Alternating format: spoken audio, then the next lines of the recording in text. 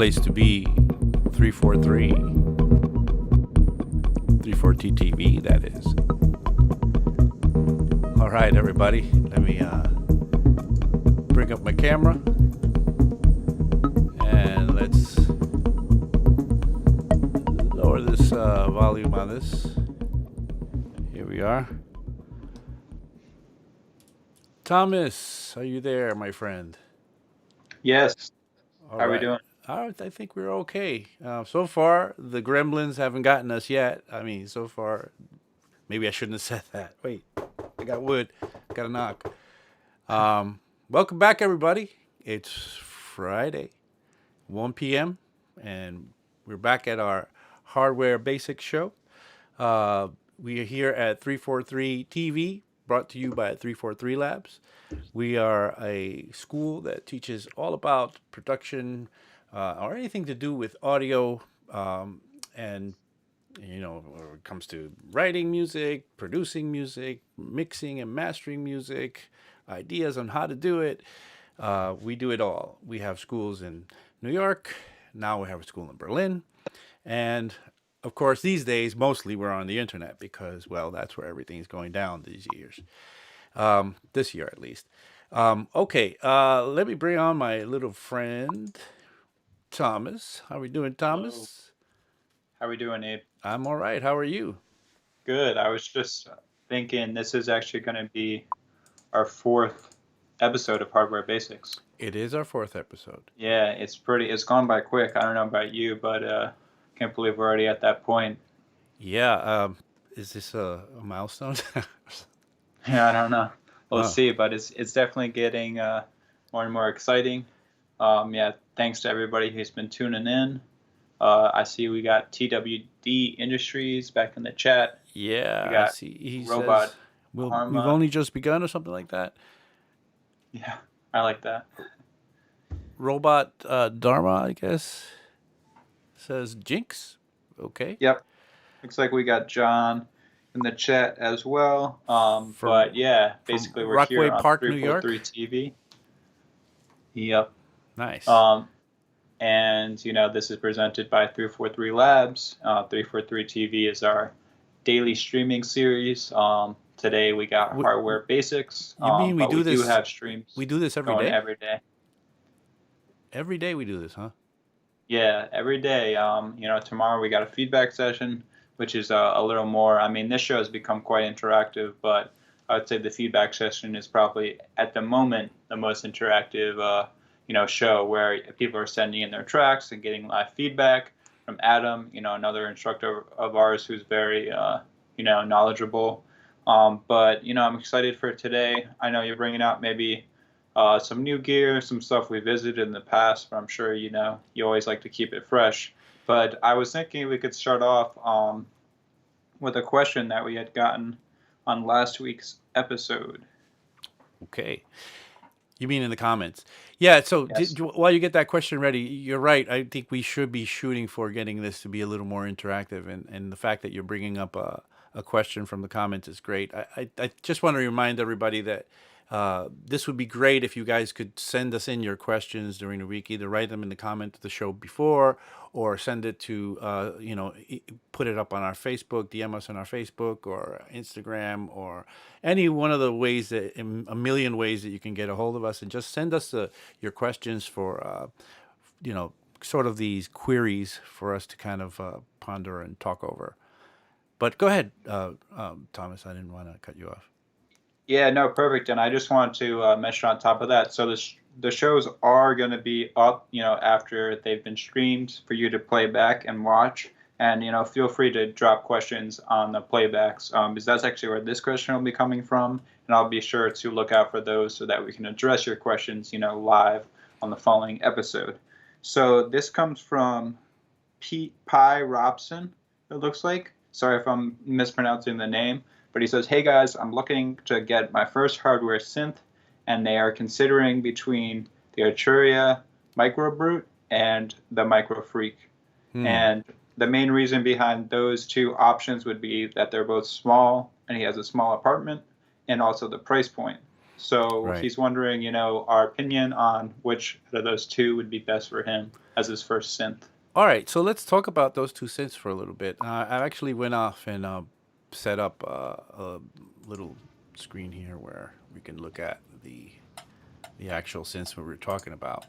So this is the Micro Freak, and this is the Micro Brute.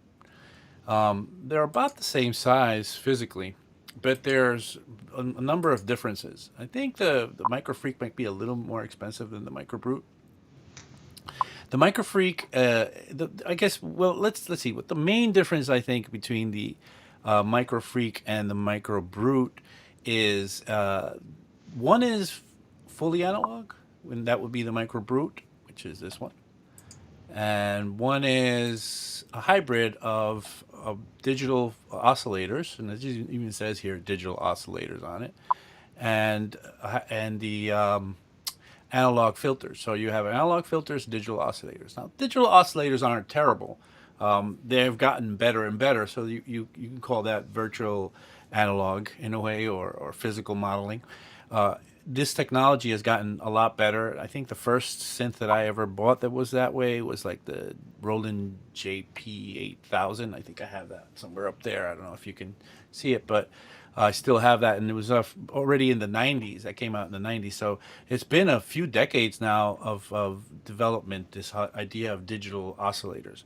In the beginning, they weren't the best. And where we are right now, things are getting a lot better. Arturia actually has done a great job at modeling old synths. If you ever look at Arturia's collection, like the V Synth collection or something like that, it's a great it really is a great sounding kind of set of software.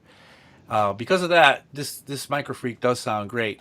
The one thing that kind of turns me off a little bit about it is the keyboard. The keyboard isn't a real keyboard. It looks like a painting here, and it is like kind of a painting when you play with it. You just got to get used to kind of just playing on a flat surface. All the keys are kind of there, but as you can see, but it really is kind of this flat surface sort of situation. The Microbrute, on the other hand, has a real keyboard, and has a very much, it is very much analog. So if you're interested in just diving into like the whole analog thing, and this is the way to go. The Micro Freak, would still be a bit of the digital world, but again, maybe what you're looking for is just a piece of equipment to put your fingers on and touch with your hands, and versus using the mouse, which I'm fine with. I'm not necessarily a snob about analog, but a lot of people do want to feel or experience the analog world all the way. So this is the way to do it if you wanted to go with that. I don't know if I had to choose between both of them. I don't know if I would choose either, because there are other choices out there for the price and for the size. These are great. Don't get me wrong. If you get this, I wouldn't be upset at you for it. But there's also the Korg Monologue. It's actually, this one's a little bit more. I wanted to look at the Korg Monologue. So let me see here. I can do this. Type it in here.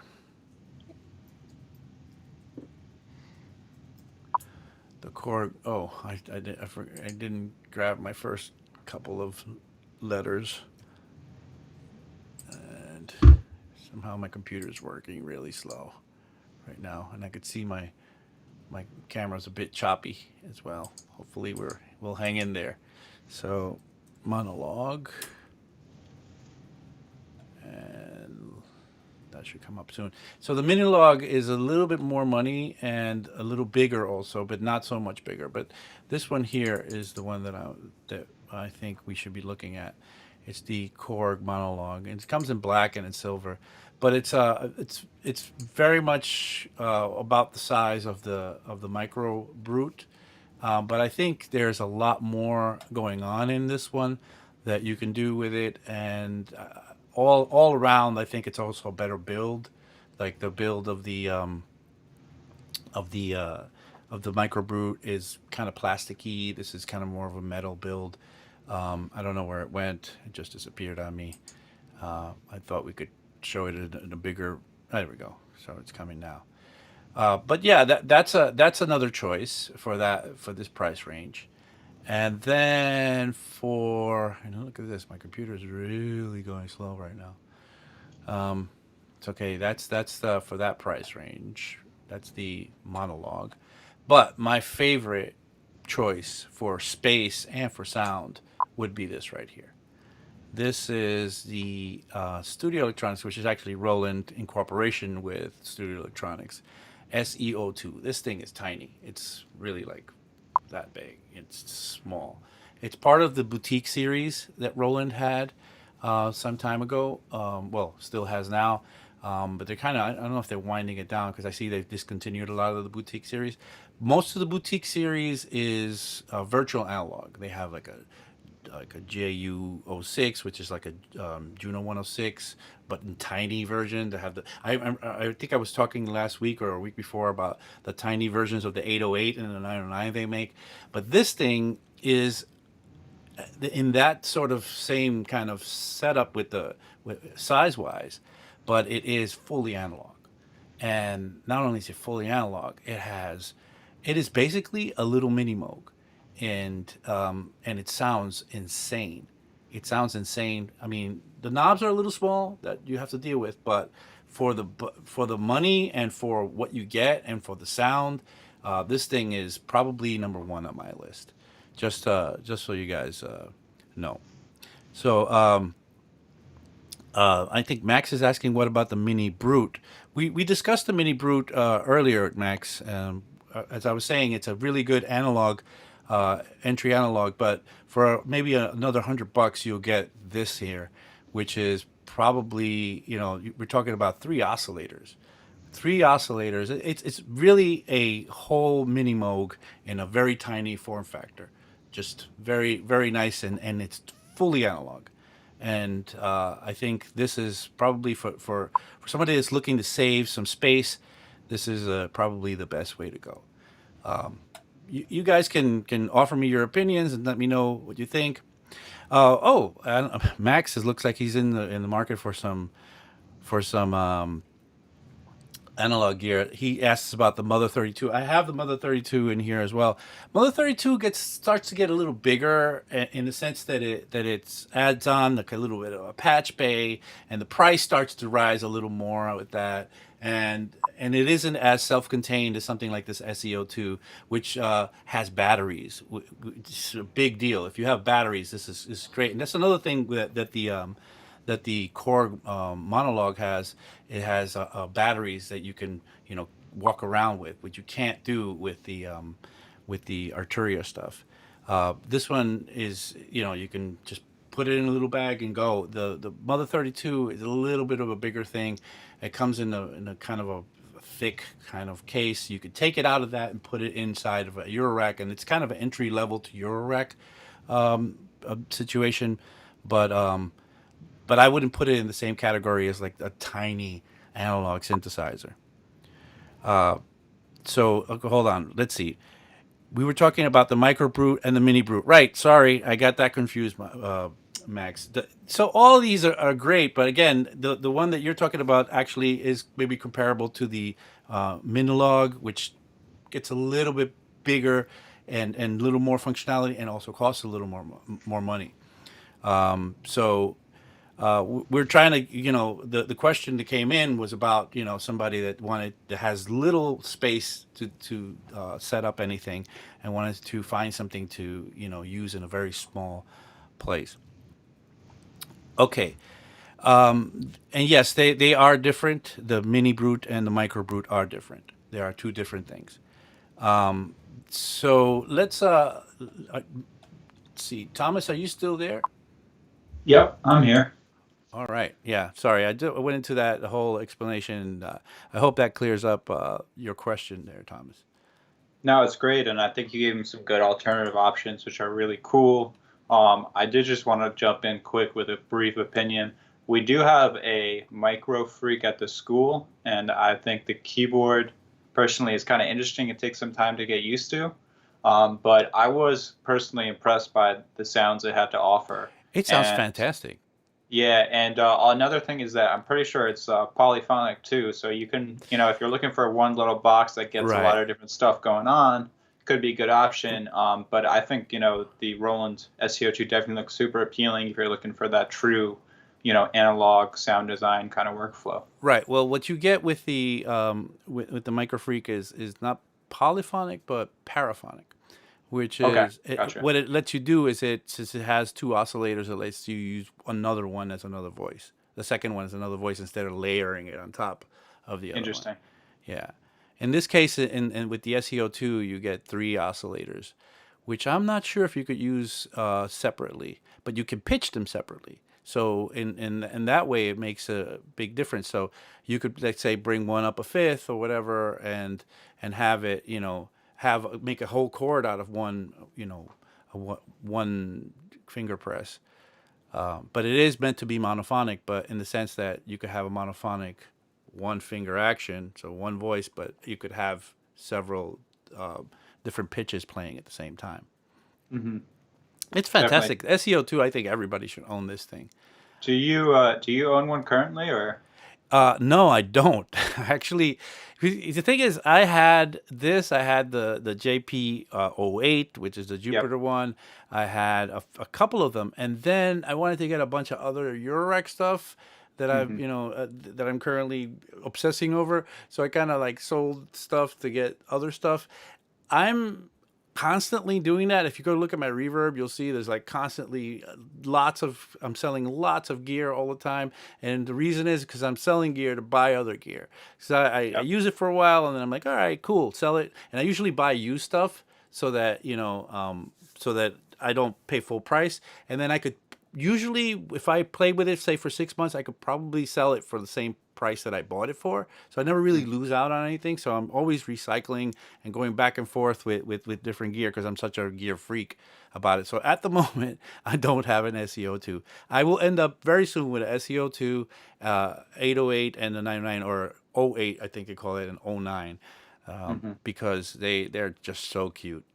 And you can get a little keyboard. This doesn't have a keyboard. You'd have to use it with like a MIDI keyboard or something. But you can get a little keyboard setup that will fit all of the boutique series synthesizers. So you pop this one into the keyboard and play with it, and then you want to take your Juno 106, pop it in, and it'll play with it. Take the Jupiter 8, pop it in, and play with it. There's also a vocoder one, Mhm. and I think they have like a D50 one as well. Wow. I don't. It's an amazing little series. I love the series. I love that's probably my favorite stuff that Roland has done lately for that they've made from my point of view. Gotcha. Anyway, let's see. Do we have anything going on in the chat? Yeah, SEO we did two. get an interesting comment just came in from TWD Industry saying the SEO2 can do polyphonic chains. So I guess that means he's saying if you buy more than one, you can, chain them together to kind of get some polyphony going on, some true That's polyphony, true. I guess. That's true. You can chain these up, so get a couple going. And but the truth is, I have a Moog Voyager, and you can't get polyphony from it, and it's like Gotcha. thousands of bucks. That Mhm. thing. I don't know if you could see it back there somewhere. Maxwell says, "Abe, what are your top three synths in the price range of the Voyager?" Wow. Whoa, the Voyager. That's a very expensive synth. That would be like 3,000 plus, right? Mhm. Hard to say. I think I think great synths right now, regardless of the price, I think for me are I like the subsequent 37. If I had to choose, I have a Voyager, right? But if I had to choose between what Moog synthesizers to have, I probably would get a subsequent 37 and not a Voyager, just because it's a bit more modern in the way that it's set up. There's a distortion circuit that you could run and make special sounds with that you can't do with the Voyager. So the subsequent 37 would be one. I would get something from Sequential Circuits or Dave Smith instruments, something maybe like the Prophet. Those are really nice. And there's this Oberheim that they make that they made a kind of a new Oberheim synth that Dave Smith convinced the Oberheim guy to work with him on, which is pretty sweet right now. Oh, there's the ARP 2600 that Korg re-released now. That thing is insane. It's a lot. It's very expensive though. But I could keep on. I can keep on naming synths. I mean, but those three come to mind immediately. All right, so let's what time is it? I know you have to leave soon, Thomas. So I'll go. I'm going to go set up what I'm doing, and I'll come back to you in 5 minutes for your kind of way talk about Okay, things. perfect. All right. Let's see. I got the setup from last week here. The the 909 is still with us. We could change that out eventually. We have the Mofo still here. Today I've brought this guy along. This is right now this is called the TT303. Now it is a clone of of Roland's original TB303, which I have one. I actually brought it in yesterday to this place in Brooklyn, DJ Fix it's called, who's actually doing some repairs on it and some servicing. So I don't have it to show here, but I actually don't even use that old TB303. I've used that TB303 since the early 90s, and I've made so many of my older tracks are made with that one TB303. But when this thing came out, it actually replaced that for me because it's just a lot more convenient in the sense that TB303, which is what is it? Let's explain what it is. It's a baseline unit. It makes bass lines.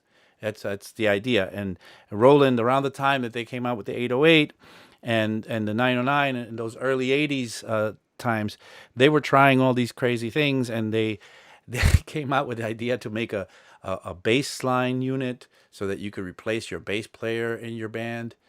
And it was kind of well, not kind of. It was like everything else that they were doing at that time was a big flop. That 303 was probably the biggest flop ever. No, everybody was like, really? Replace the bass player? And then they heard the thing, and it sounded okay, but it just wasn't. If you were a bass player, you felt like you definitely your job was not in peril.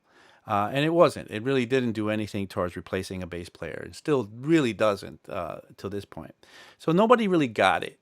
Nobody really got what it was doing, and nobody understood it. And because of that, it really failed, and they stopped making it. And they were at one point. I remember going into a music store and seeing they had this drum machine, the 606, that they built with the same form factor, and they they were giving away a 303 when you bought a 606 because they just didn't know what to do with them anymore. But a few years went by, and a guy in Chicago, DJ Pierre, had a group called Future, and they were kind of hanging out in the studio making music, and they wanted to make keep up with all the music with other producers had Moogs and all these other fancy studios, and they didn't have anything. So one of them went into somewhere, a pawn shop, I don't remember exactly what it is, or a music store or something, and found this TB303, and they were like brought it into the studio, and when they got into the studio, they were like, look what I found, maybe we could use this. And they were like, oh, okay, and they did try it, and they put it on a record, and they made this track, and they called it Acid Tracks.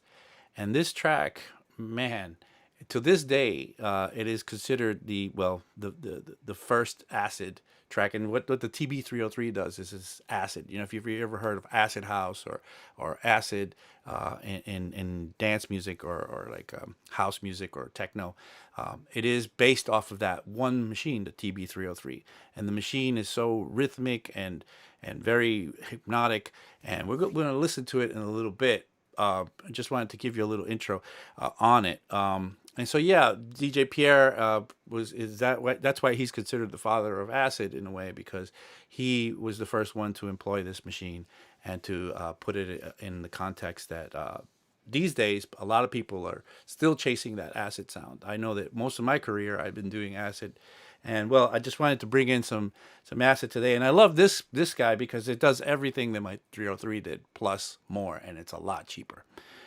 My 303 right now, or a 303, is about $3,000 because it became as classic as the 808. Maybe not as classic as the 808, but after the Roland machines, I think the 303 became the second most sought after or venerated machine. Anyway, so I think it's Thomas has to go very soon, so I wanted to give Thomas a little chance to talk to us. He wanted to say a few things to everybody, and go ahead, Thomas. Do All your right, thing. yeah. Thanks for handing it over. Basically, I got to sign off and help out with some other stuff, but just wanted to remind everybody to please subscribe and to also, if you're interested in learning, some music production with our wonderful instructors like Abe and many other talented folks, to head over to their website, 343labs.com. We've got a bunch of online courses starting very soon. We've got an Ableton immersive course starting on Monday, which is a really great option for anybody who's looking to dive into Ableton, basically head first and really get deep into that. And then we also have, a bunch of other online courses starting. But a big thing I wanted to mention is that we actually are reopening the New York City location at limited capacity. And we have a few courses that will actually be starting as soon as the end of next week, basically next weekend, and then going into that following week. So if you're interested in that, please head to the website, and you can also find the details for those there. And if you have any specific questions about the in-person classes, please feel free to reach out to hello@343labs.com or give us a call at the number on the website, because we're definitely taking all the necessary safety precautions to make sure that class is going to be safe. But if you have any, specific questions about any of that, please don't hesitate to reach out. We'd love to help out. But otherwise, thanks for tuning in, and we appreciate all you guys coming back. I love that the chat has been so active today. I encourage you guys to keep it up. As Abe mentioned, we'd like to really make this more of an interactive show, and kind of bring you guys back into it as much as possible. It makes it, a lot more fun for everybody. So hope that, we can keep that going and expand it into more of, a back and forth conversation. Right. And don't forget to, if you like what you're seeing and you like visiting us often, to hit the subscribe button. Subscribe. Yes. And I mean, Thomas and I have a goal. We're trying to get 1 million subscribers by the end of the year for our boss, Max, to make him, happy with us. So guys, help us out. We're going for 1 million subscribers by the end of the year. Oh yeah, don't forget, that's important. We're really shooting for that. Or at least give us a like or something like that. Yeah, like this video too. We're always checking out the analytics and trying to rank higher in the search results and everything. So tell your friends, like the video, share it on Facebook, share it on Instagram, whatever you need to do. But we really appreciate the support for the show, and I'm gonna hand it back over to Abe. I'm excited that you're doing some acid, because I know that's one of your strong points, and I think you're gonna do great, for the rest of the stream. I believe TWD industry says that its pronunciation is acid. Yes, spot on. Right. All right. So let's get back to the presentation here. So so we have this guy. He's ready to go. Let's see if there's any sound coming out. I think there might be already some sound. See, that's that guy, and that's the acid machine already going. And I'll just play some.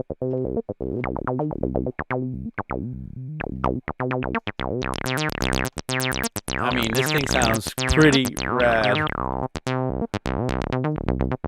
And let's do it with some beat behind it. So let's see if we can get a kick drum going in here.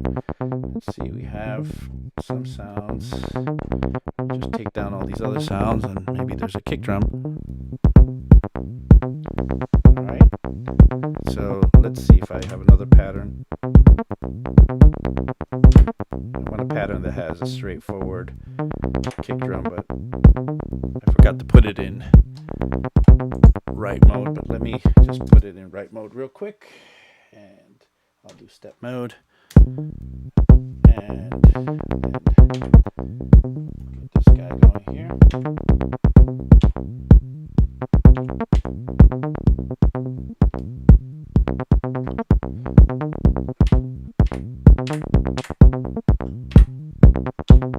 There we go. So we have a nice kick drum there. Let's open up the decay, and that's a little loud. And let's get my camera to show the whole thing. It looks like I'm a little bit off on showing the 303 as it looks like in the feed. And again, here we are.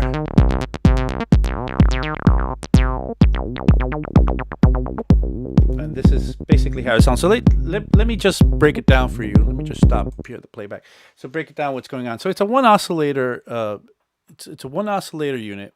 It has a special, really nice filter. It's not a 6 dB, not a 12 dB, not a 24 or 8 or 4 or 20. Sorry, or 24 dB filter. It's a 18 dB filter. It's very, very specialized, nice filter. So because of that, the resonance on it gets really screamy, but never really like hurts your ears. You can't make the resonance hurt your ears. So the controls that we have on there are just the ones that you are going to need. It's really great to have these limitations. Now, I have a tape over this control here. That control is the tuning. And once I tune this thing, I really don't want to take that, to mess that up, because if I end up messing that up, then I have to retune it. And especially when I'm playing live with this thing, if I turn that by mistake during the live show, it's kind of a big mess up. Then it has a cutoff, so the frequency cutoff for the filter, resonance for the filter. So this is envelope modulation. So it's the filter envelope that gets modulated by this. And then the decay of the filter envelope. And then accent, so that we can get, it just emphasizes certain notes. And as you make it louder, it makes it stronger on those certain notes. So I'll turn the accent down and show you what I mean. So right now there's no accent going. And there's probably no accent program, so let me program a couple of accents in there. So without the accent,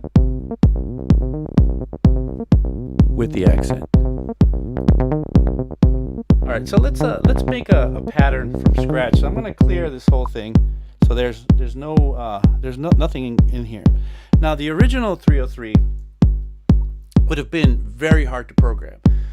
You had to kind of step program it in this really kind of arcane, sort of cryptic way, which was kind of a rite of passage to learn how to program your 303. Because of that, a lot of producers didn't even know how to program the 303. One of the tricks to getting amazing, crazy patterns out of a 303 was that you would actually take out the batteries and put it on a shelf for a couple of weeks. And what happened with that, once the batteries were out, the internal memory went crazy and created these random crazy things. And so now you put the batteries back in, and then you start playing this thing, and then the patterns you'd get back would be these kind of crazy patterns you wouldn't even dream of making anyway. And a lot of producers, that was their go-to way of programming it, because it was very difficult to program. Other than on the other side of things, on this TT303, it's a lot easier. It's almost too easy to program.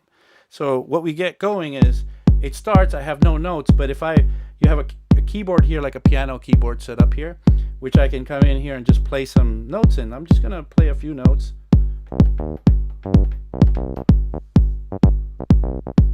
And you see how those are just played back for me, and they're quantized and ready to go. I'll play a couple other ones. That's already pretty cool, but you can make it even cooler because you could add octave down to any note that you've played, or octave up to any note you've played, meaning move the note position from the place that it's playing an octave down or an octave up.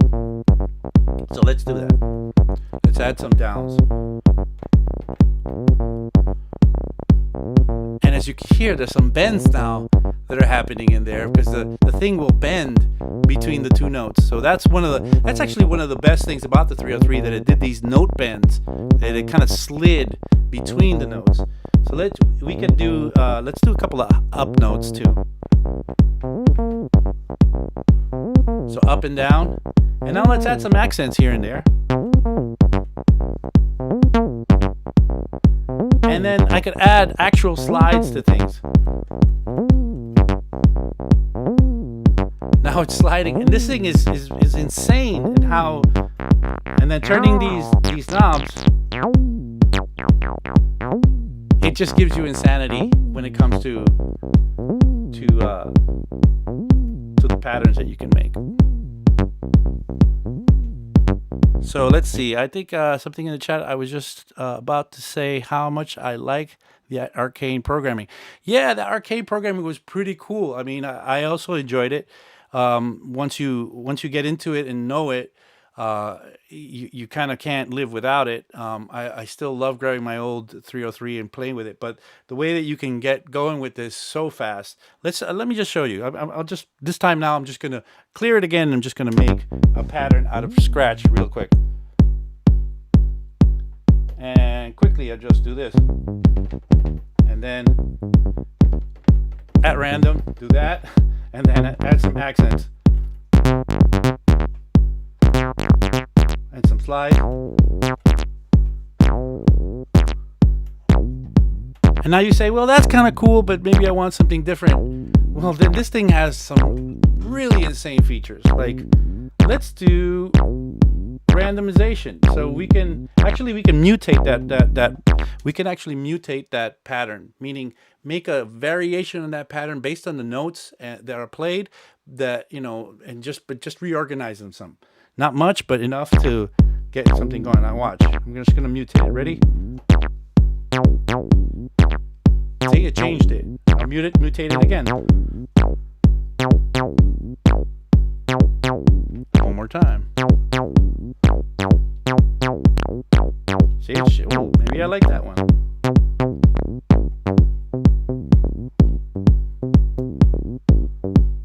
Okay, so that is pretty cool. On top of that, I could totally just randomize the whole thing. So I can just sit here and hit generate instead of mutate. And now I could just make 303 patterns by just going like that.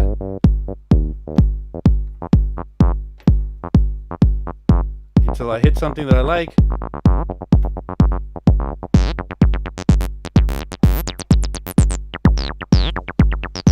And yeah, that's the amazing capabilities that this thing brings to the table. Not only that, but it uses MIDI, and MIDI is so much easier to get by and using than what the original TB303 used, which was just DIN sync. It just had that old sync that you need a sync box for. You need to have a converter that will convert the MIDI into DIN sync, sort of the same thing that the 808 needs. And then all it did was just sync it up with your DAW or your computer, a drum computer or whatever. This will do MIDI. And not only that it does syncing, it will also do MIDI notes. So if I had a keyboard hooked up to it, I could actually program it by playing the keyboard. Crazy. Beyond that, you can actually have it has a MIDI output.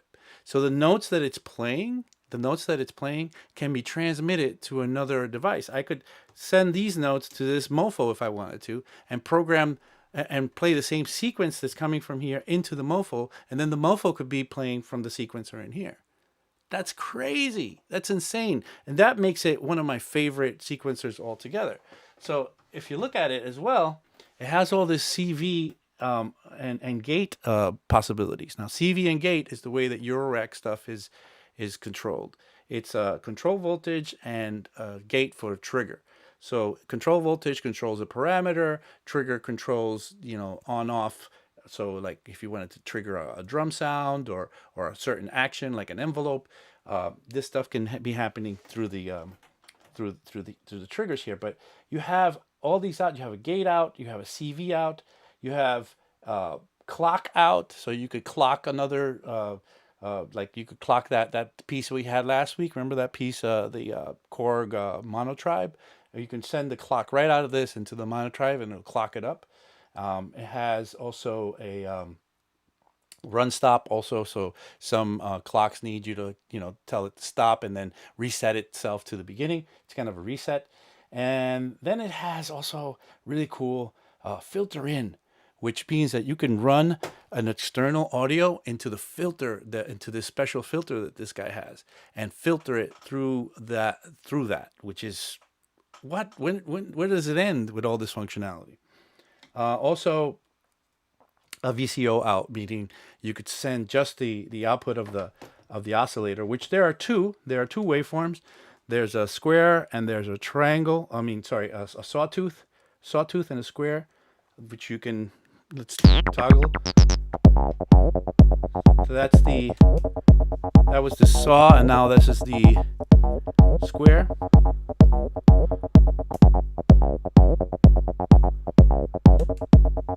And yeah, lots of fun. Okay, so I'm going to take a little pause here just to talk to you guys for a little bit. I just wanted to remind you guys that you're watching 343 TV. We're here every day from Monday through even Sunday, because on Sunday we do reruns. But at 1 o'clock, we're running a fresh show every day. We have shows covering a number of topics. Anything you could imagine really is covered in our 343 TV lineup. So don't miss out. Tomorrow we're going to have feedback sessions with Metropolis, which is a pretty amazing producer. He just dropped an amazing album, by the way. Check it out.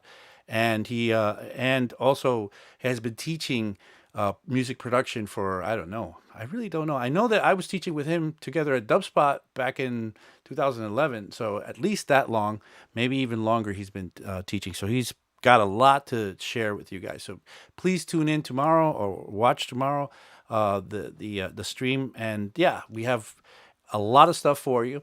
Once again, if you like what you're seeing, hit the subscribe button and at least give us a like. All right, so let's get back to what we were doing here. So I wanna go back to, I'm gonna mute those sounds for a second. What I'm gonna do is I want to add some stuff to the project that we had last week. So I still have the project here from last week. And remember, we just started recording some stuff that was all hardware based into a DAW. In this case, today and last week we were using Ableton. So I'm going to grab that and bring that in. So there's our DAW. And this is what we had. We had recorded some kicks from the 909. We had recorded this part from the Mono Tribe and this part from the Mofo. And then we had these hats. And we had this kind of like arrangement that we had begun. And let's just kind of refresh our memories and listen to what we had kind of just started with. And let's just play that.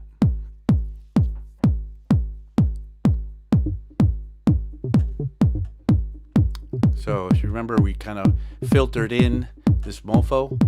We did a pass, a long pass. You see this is a whole pass. We kind of just, we didn't record a loop. Well, we did record a loop, but it's a very long loop where we just kind of took, I think the pass ends right here or something like that.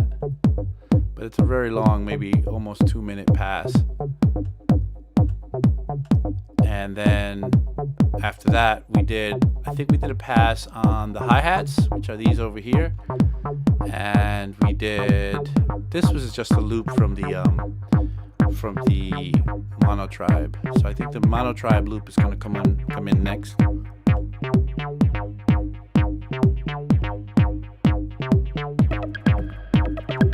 So that's the Mono Tribe.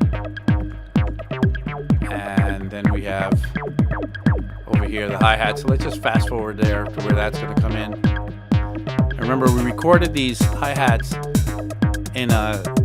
as a kind of a pass, like a hi-hat pass, in the sense that we didn't just take a loop, we kind of just played with the decay on both the closed and the open hi-hat to get it to feel differently, just to have a nice kind of organic feel to them.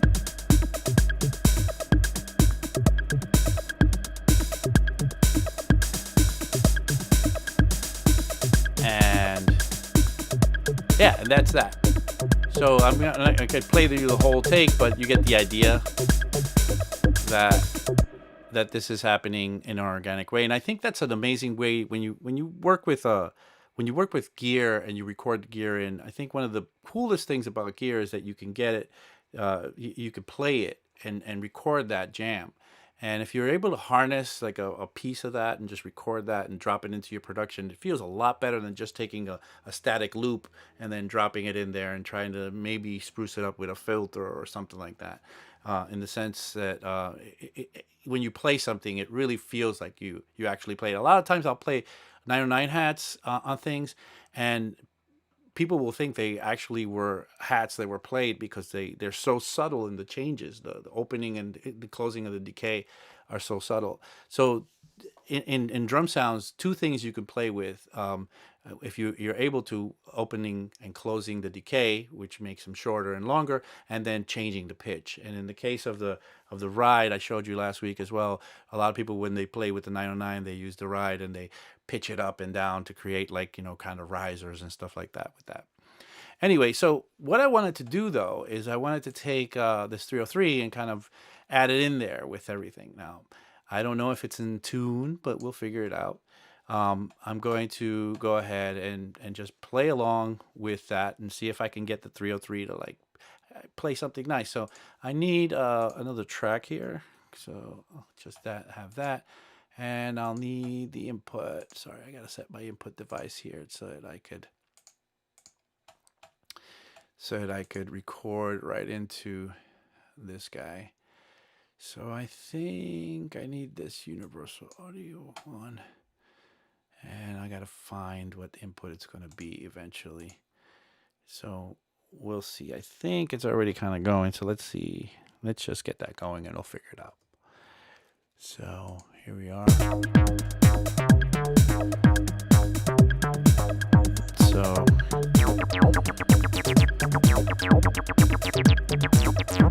I got to find the right key, so I'm going to just kind of look for the right note. Open it up. I think it's going to be a G.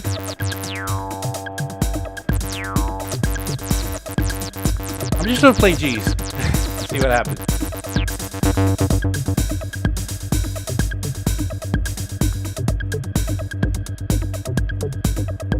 So let me make sure I can record that. And that's going to be on channel 15 and 16. So I'm going to grab 15 and 16.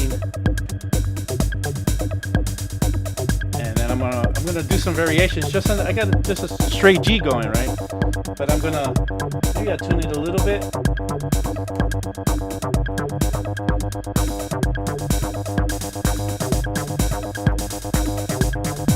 I think that'll do for now. And then I'll play some variations up and down, and maybe a little bit of accent here and there. And slide.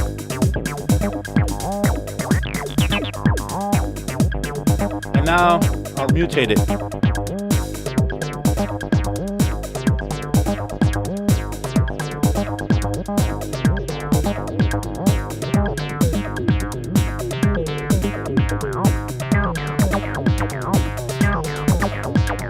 And I'm just going to record a pass from the beginning with that 303. Usually what I'll do is that I'll close down all the knobs, including the accent, close the filter down, close the resonance down, and make the decay. So it's going to be as muted as possible, or muffled as possible.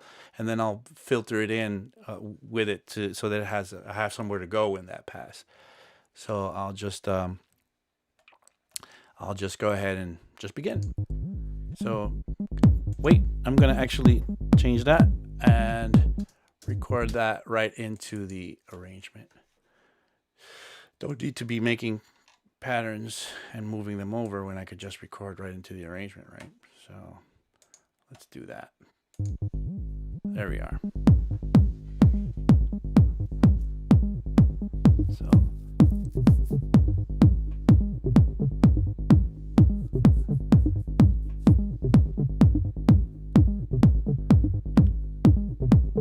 So slowly I'm going to start playing around with these knobs.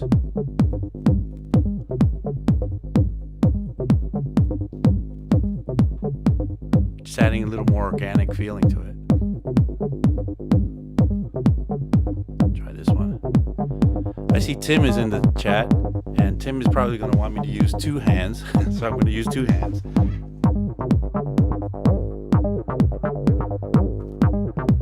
That's the magic of being able to use 2 hands, that you can do so many more complex things than with one just mouse. Bring up the accents a little bit there. See, that was nice. Back.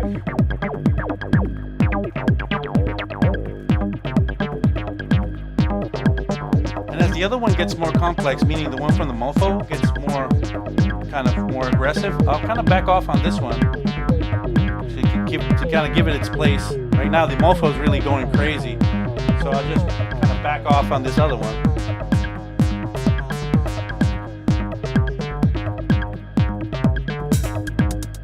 And now it's the Mofo is going to kind of come down again. I can go a little crazier with the 303. There we go. Some 303.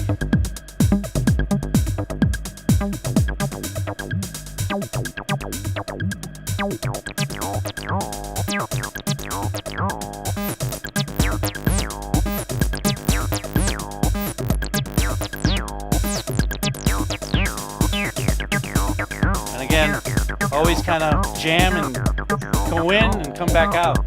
Kind of play it like you're in a band, you know. If you're in a band, in a jam band, the worst thing you could be is that guy or that girl that kind of plays their instrument and doesn't want to stop and not let all the other instruments have their moment. So kind of go in and out, kind of jam with yourself. Be polite to yourself and to your other takes. And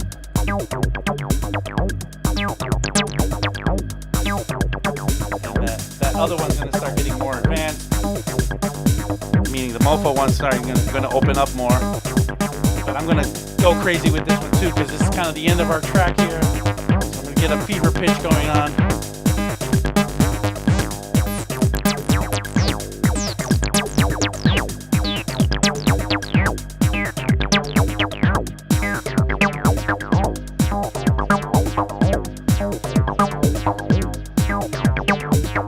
And we're going to end this soon.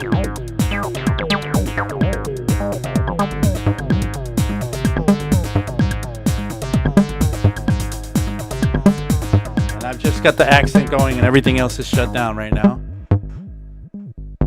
and I'll just let that record for a second more and then stop my recording. So now I have a nice little take here. I want to save that just in case, so that I know that I have it. So now I have this take, and this is a lot of fun because, well, let's see now. Let's do something with that. One thing that didn't have was any processing. Now I know that we're dealing with hardware, but I basically also want to use the cool stuff that you get in these DAWs. So I'm going to use some of the stuff that we find here in Ableton. I'm going to get maybe grab me a glue compressor and drop it in here to just kind of like even out all this stuff. And I'm going to come to the area here where it's a little more dynamic, and I'm going to solo it, and I'm just going to just get that to kind of catch into the glue compressor a bit. I don't really want to drive this glue compressor too much with bass sounds, because once you drive that thing with bass sounds, that thing tends to eat up a lot of your bass. But on top of that, let's add some nice. Let's see. I have these nice kind of sends. Returns on my sends here. So I'm gonna do the dub send. You can see how that sounds. Oh, that's cool. Now that's dimension. You see, now effects are gonna add dimension to things. So let's where did that go? I thought that was playing. Oh, okay. That's my other.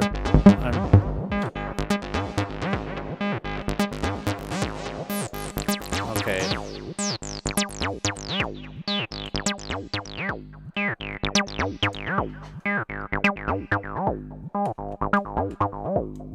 And now let's play that whole thing together and see what happens.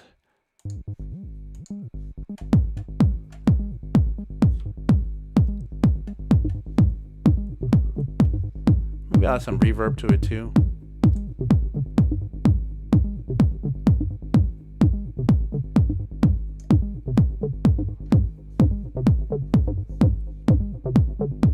And that's pretty cool. And I'll fast forward a little bit because we're getting towards the end of our show here. I'm just gonna move forward a little bit.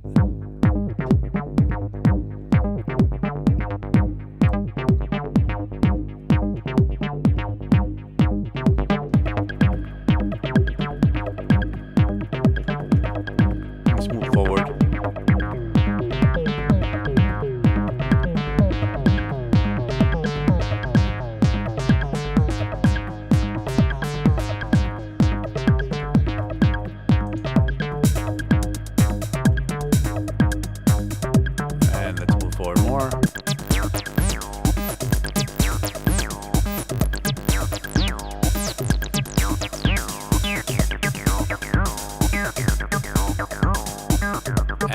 Lots of cool stuff going on in there now.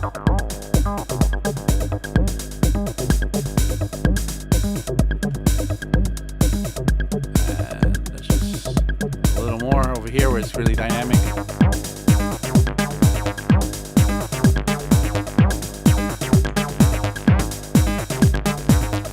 Throw a little more of this in there.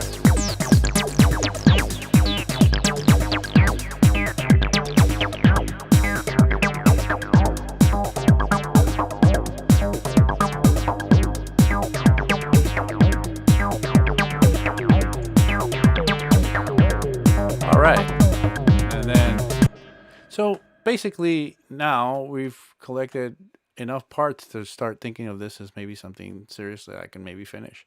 My goal for this whole, for this series and for this is to kind of do everything through analog means, meaning through gear that we import in. So I'm going to stop myself from grabbing any other instruments inside. What I will use is effects from the DAWs, of course, because that'll be a little hard to manage to do outboard effects. But I still might bring in some pedals and stuff like that in future shows to kind of show you how that can spruce things up as well. Anyway, I think we're running out of time. Once again, I wanted to let you guys know that you're watching 343 TV. That we're here every Friday for this basics, this hardware basics show, every Friday at 1 p.m. We go from 1 to 2. Thomas is usually with me for most of the show, but today he had to go deal with some other things. Every day, though, we also have other people, other instructors, kind of bringing their best to you and kind of just showing you what we do every day at 343 Labs. 343 Labs is our school that we all the people that you see holding these classes for you or these streams for you, which are basically classes in a way, also teach at the school. So if you're interested in learning in a more kind of formatted way, any one of these subjects, we have a number of courses that you can sign up for, all the way from all sorts of levels of Ableton, Logic. We have song writing, composition, vocal production classes, mixing and mastering, synthesis for producers. I hope I'm not missing anything, but we have a number of courses that something is going to actually be good for you, I'm sure. So if you're interested in learning more about this stuff, please come onto our website, check out our classes. We have classes starting all the time, including we are reopening shooting to reopen our New York school, I think next weekend already. So have a look at that if you're interested in kind of taking some courses there.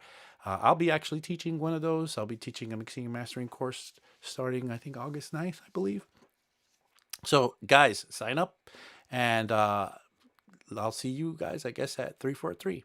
And with that, I guess I'm going to say goodbye, and we'll talk about more hardware next week. Remember to please send in your questions. Find us through Facebook, find us through Instagram, find us through our website, find us, just leave comments on these videos, leave your questions there, and I will dedicate time in this stream to deal with your question and or your challenges when it comes to anything to do with gear.